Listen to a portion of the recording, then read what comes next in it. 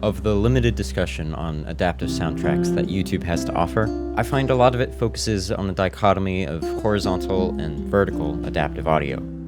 To sum up this idea succinctly, it is a convenient way of classifying adaptive audio techniques.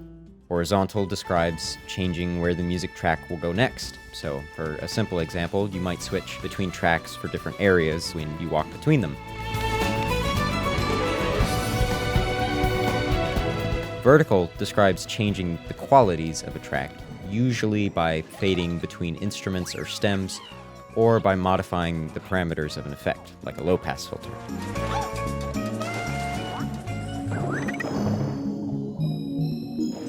This isn't an inaccurate description of adaptive audio by any means, but I feel like it tends to oversimplify the discussion of adaptive techniques, limiting what systems are conceptually possible. For example, and to get into the topic of the rest of this video, consider an adaptive music system where, depending on some in-game variable, we change the tempo of music in real time.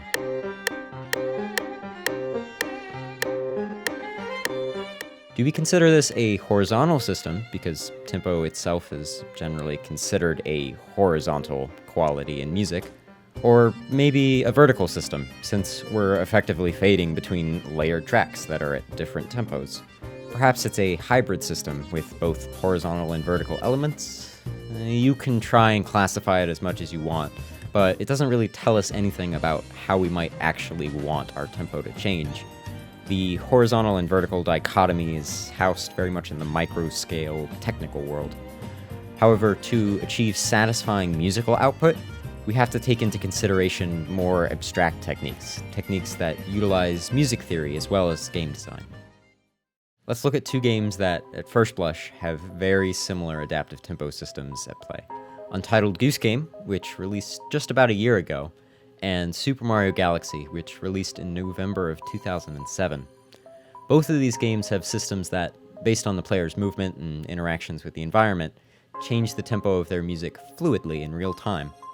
However, under the hood, these systems are dramatically different and represent two completely different design philosophies when it comes to how to treat tempo compositionally. Untitled Goose Game is somewhat infamous for its less than serious origins, and this extends itself to its music. When the first teaser for the game dropped, there was not any music playing alongside the game itself. However, viewers mistook the trailer soundtrack for in-game audio, thus inspiring the music in the game upon release. Each area in the game takes a track from Debussy's Preludes for solo piano. Depending on the level of activity in the game, the music can range anywhere from silence to quick and lively. Notice that the only attribute of the music that is changed adaptively is its tempo. Super Mario Galaxy, on the other hand, has only very specific instances of adaptive tempo in its soundtrack. That is, in the Rolling Green and Rolling Gizmo galaxies. Oh, and in Melty Monster Galaxy at one point as well. It's worth mentioning that the same technique reappears in Super Mario Galaxy 2 in two different galaxies, but much like Super Mario 3D All-Stars, we're going to pretend like it doesn't exist. Notice how the orchestration of the piece changes alongside the adaptive tempo system, making use of a wide variety of instruments.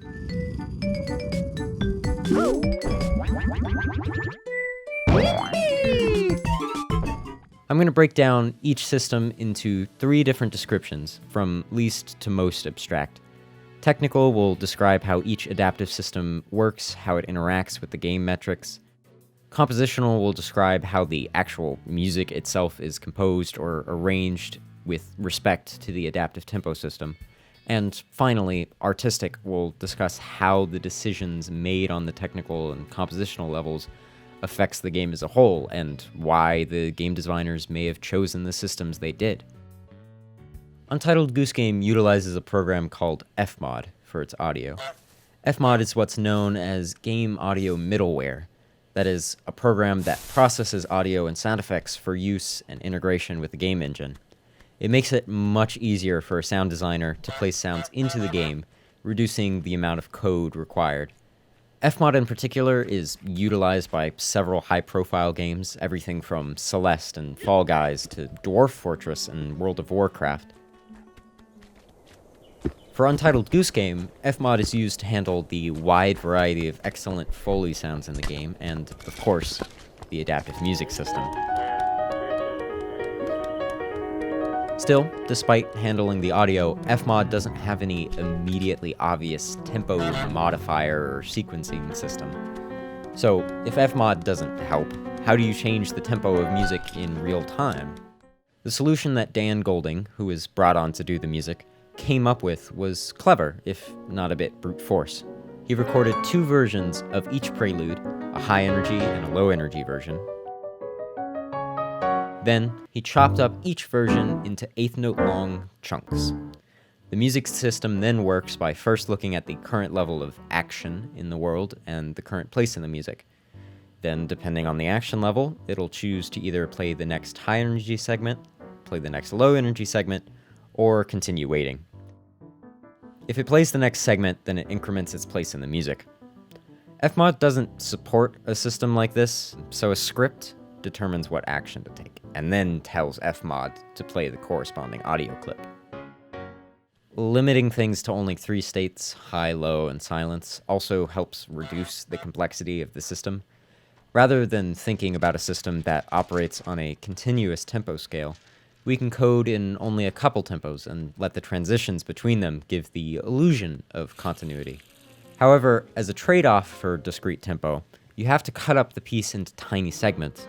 In an interview on the Fmod blog, developer Nico Disseldrup recalls that in order to make the music feel responsive, Dan ended up splitting each piece into hundreds of different files. This makes the ordeal of creating and calling each individual audio file much more complicated, but it also limits what can be done compositionally. So, how does this technical system limit the composition of music? Well, if we're going to be breaking up our piece into tiny chunks not even a second long, it may not be very satisfying to use instruments with large sustains like brass or strings or even a vocal choir.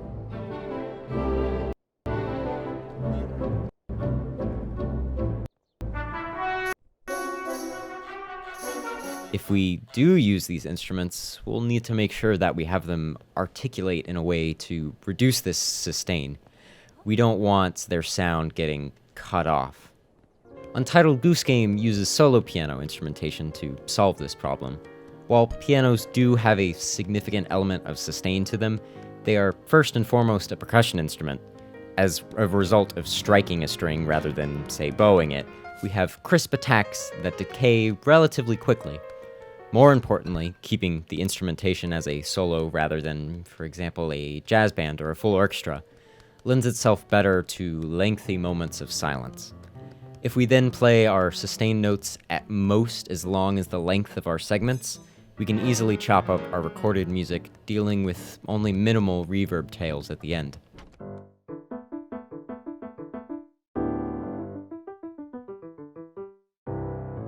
That's pretty good, but it's also pretty dry. Thankfully, Fmod has in-engine reverb effects.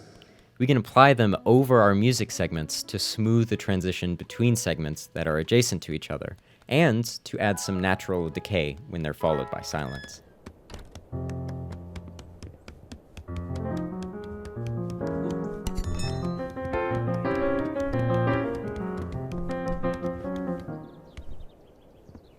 There's one other compositional restriction that our technical setup gives us.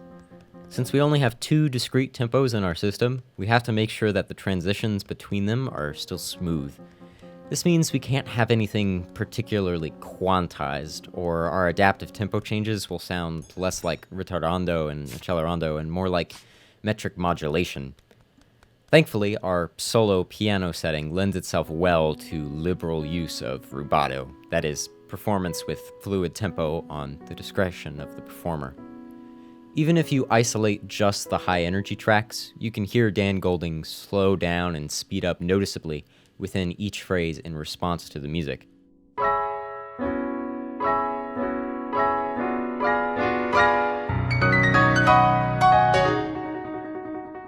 This natural tempo fluctuation helps mask the changes between high and low energy versions. It's worth noting that despite talking about the compositional element after technical, There's really no order to these things. In fact, the preludes that Untitled Goose Game uses were composed over 100 years before the release of the game. Obviously, Claude Debussy had no intention while writing these 24 pieces for piano that they may one day come to represent a comedic, horrible goose. No, instead, the technical system for breaking up each piece into small chunks was created in response to the opportunities that solo piano granted. That is, to recap, the distinct attacks of a piano and the use of rubato.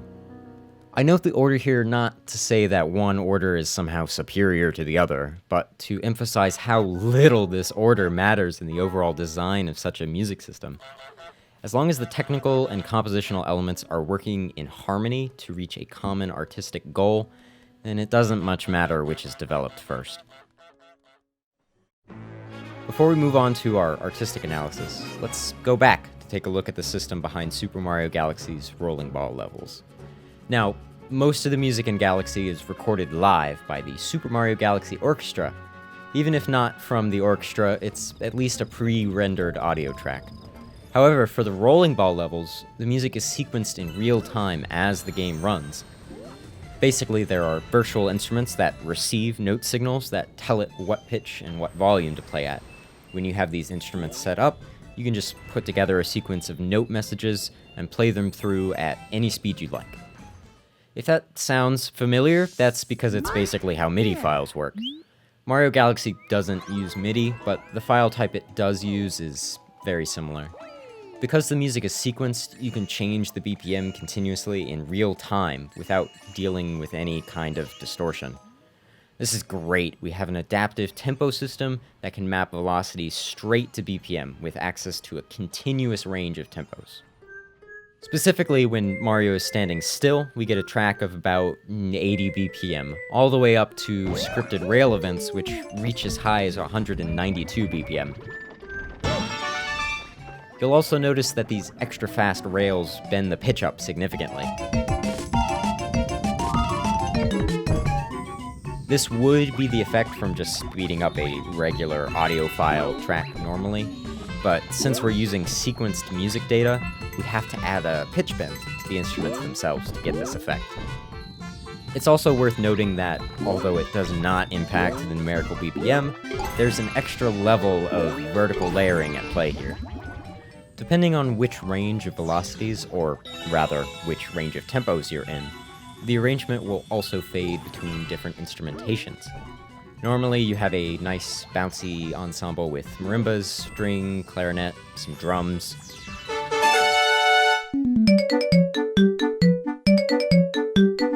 However, if things slow down below a certain threshold, these instruments fade out and are replaced by a solo synth on the melody with some light harp accompaniment.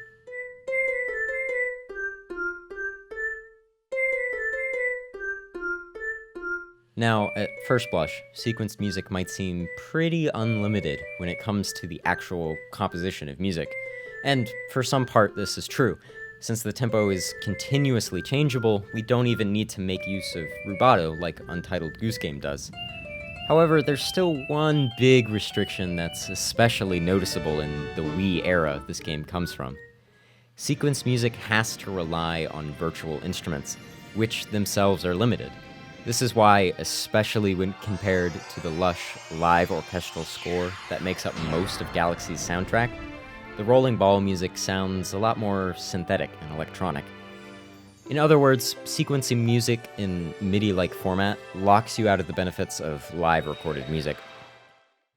Live, professional performers can add nuance in how they perform each phrase of music in a way that would be impractical to try and replicate with sequenced instruments.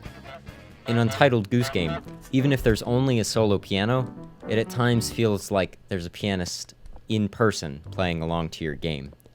What sequencing makes up for in flexibility, it lacks in authenticity. Still, not all music needs live instruments to be effective. Sometimes all you need is for things to be fun, and if there's one thing Mario music is good at, it's fun. The instrumentation in particular is just cartoonishly joyful. Note the marimba, the cowbell, and the variety of wacky sound effects that accompany the final fanfare cadence of the loop.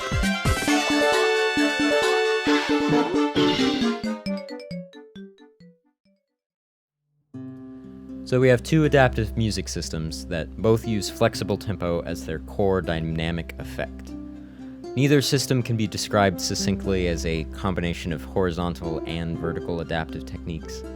Considering how much work and effort has to be put into implementing these systems technically and to compose them accordingly, we reach a critical question. Why would you do this? Now, maybe that question sounds rather silly, and well, it is, but I think it's a crucial one to ask for any art form. While I don't really have the means to ask the developers myself, I think I can ascertain the artistic purpose, per se, of including these adaptive tempo systems, or at the very least, why I would choose to implement them. Tempo has a strong connection to the energy of a piece of music. Of course, it's impossible to draw a one-to-one connection, especially when you consider different meters and rhythmic divisions, but generally music that speeds up builds the overall energy, and music that slows down decreases that energy.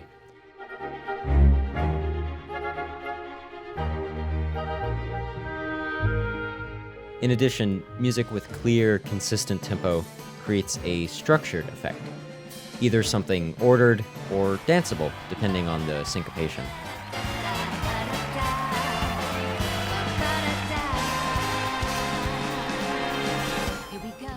So, when you have music that dramatically and unpredictably changes tempo, we have fluctuating energy and a lack of structure. In other words, adaptive tempo systems are great for creating a feeling of chaos, which, what better way to score these two games? Untitled Goose Game is literally about causing as much havoc as possible, and Rolling Green Galaxy substitutes the usual tight, expressive platforming of Mario for slow, acceleration-based marble run controls. Even the specific nuances of each music system characterizes each game further. In Untitled Goose Game, the chaos is created by the player and inflicted upon the environment. The choice in piano is reminiscent of silent movies and slapstick cartoons, perfect for scoring the mischievous, often slapstick events in the game. Furthermore, the incorporation of silence into the music lends itself well to the environment of the game. When you aren't actively tormenting the denizens of the small town, the music backs out, informing the player of their stealth, or creating pauses in between areas, or freeing up moments to appreciate the ambience and intricately crafted soundscape of common objects. For Super Mario Galaxy's rolling ball levels, the chaos is imposed on the player by the environment. The choice to use continuous tempo in combination with metricized rhythm does a great job at representing speed. That is, the music is consistent enough, despite the changing tempo, to feel a pulse of some kind. Furthermore, the more fleshed out arrangement encourages the player to go quickly, while the mere presence of the idle arrangement keeps the focus on the gameplay rather than the environment, even when the player is standing still. Both of these arrangements keep the focus on fun and the challenge of the level. Now, maybe you've noticed throughout this video that I used a lot of rather absolute language, in particular how certain technical design choices limit the music composition and vice versa. If that bothered you, then great, it bothers me too. It's just a lot easier to talk constructively about these examples when I'm not constantly tossing around the other possibilities. That being said, let's revisit one of those limitations faced in Untitled Goose Game's technical system. Now, rubato is great here, and it works to great effect for Untitled Goose Game. But what would happen if we had more quantized tracks for our high and low energy versions? Perhaps to smooth things over, we could use a metronome modulation instead, so that there's some rhythmic continuity between both versions.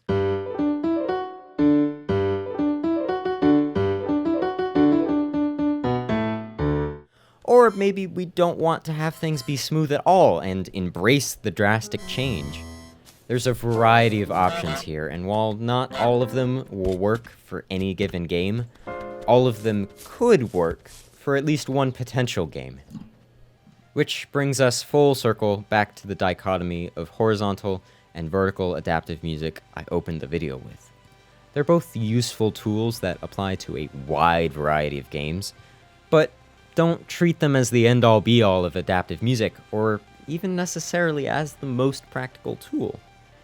Even just limited to adaptive tempo systems, there's a lot more possibilities that have yet to be explored. Hopefully these case studies have inspired you to conceive of your own adaptive music systems. Thanks for watching to the end. I first conceptualized this video over a year ago, and I've been working on it ever since then, just sort of off and on whenever I had the time. I did the voiceover for this in, I don't know, August or something. So if my voice sounds different now from then, that could be any number of reasons. I have a different setup. I might talk differently from being stuck inside so long. Who knows? Anyways, I'm just really glad to have this video out and finished. I really hope you enjoyed it, and if you watched, all 20 minutes of it, then, man, wow. I know it's a long one. If you want to see, more of this kind of content from me, then please subscribe. I intend to keep making more of these video essays, and I also would like to release some more of my compositions onto this channel as well. So stick around for that, and have a happy new year.